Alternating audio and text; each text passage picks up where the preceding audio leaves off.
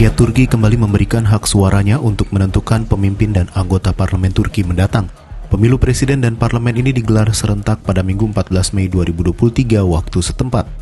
Meskipun pemilu parlemen dan presiden digelar serempak, sorotan publik Turki maupun masyarakat internasional lebih tercurahkan kepada calon presiden selanjutnya. 3 kandidat presiden yang bertarung pada pemilu kali ini adalah petahana Recep Tayyip Erdogan yang berkuasa sejak 21 tahun lalu, Kemal Kılıçdaroğlu dan Sinan Ogan. Sebelumnya ada 4 kandidat presiden, namun 1 kandidat Muharrem İnce dari Partai Tanah Air secara mengejutkan mundur dari bursa calon presiden pada Kamis lalu setelah beredar tindakan asusila dirinya di media sosial. Petahana sekaligus Presiden Turki saat ini, Recep Tayyip Erdogan yang telah memimpin selama 2 dekade, meminta para pemilih untuk memberikannya masa jabatannya 5 tahun lagi. Namun kekuasaannya kini berada di ujung tanduk dan diprediksi bakal gugur dalam pemilu kali ini. Sebagian besar pengamat menilai persaingan akan bermuara pada Erdogan versus Kemal Kılıçdaroğlu. Hasil survei yang dirilis lembaga penelitian Konda Research and Consultancy pada Kamis 11 Mei 2023 mencatat elektabilitas Erdogan memperoleh dukungan sebesar 43,7%, sementara Kılıçdaroğlu sebanyak 49,3%. Tak ayal, Kemal Kılıçdaroğlu pun diprediksi bakal menggantikan Erdogan sebagai orang nomor 1 di Turki. Kemal Kılıçdaroğlu lahir di kota Tunceli bagian timur Turki. Di era 1990-an, Kılıçdaroğlu bekerja di Kementerian Keuangan Turki sebagai akuntan, kemudian bergabung menjadi anggota parlemen pada 2002.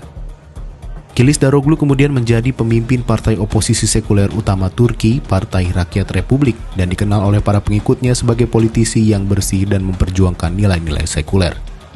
Kılıçdaroğlu mengatakan bahwa partai yang ia pimpin dan koalisinya berambisi untuk mengembalikan sistem pemerintahan Turki menjadi parlementer.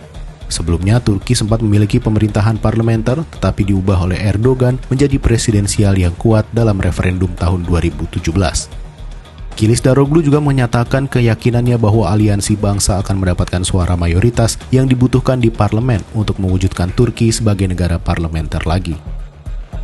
Sejumlah pengamat di Turki menyebut pemilu kali ini ibarat referendum kedua setelah referendum tahun 2017 untuk menentukan sistem pemerintahan parlementer atau presidensial.